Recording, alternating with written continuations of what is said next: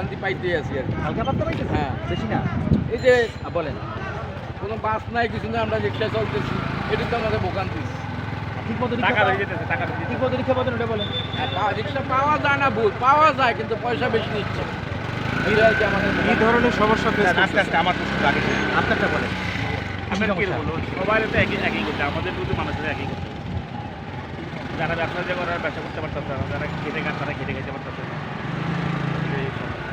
জিনিসপত্রের দাম বাড়তেছে খেয়াল করছেন? আজকে মরিচের কেজি 600 টাকা কেজি। না এটা মিথ্যে কথা। না, আমি নিজে বাজারে গেছি। আমি নিজে কিনছি 240 টাকা। আজকে? হ্যাঁ। আচ্ছা, কি কি জিনিস বাড়ছে বলে মনে হয়? এই সবজি একটু দিকে গ্রাম থেকে আসে, কিন্তু আসতে পারতেছে না, এই জন্য দাম একটু বেশি।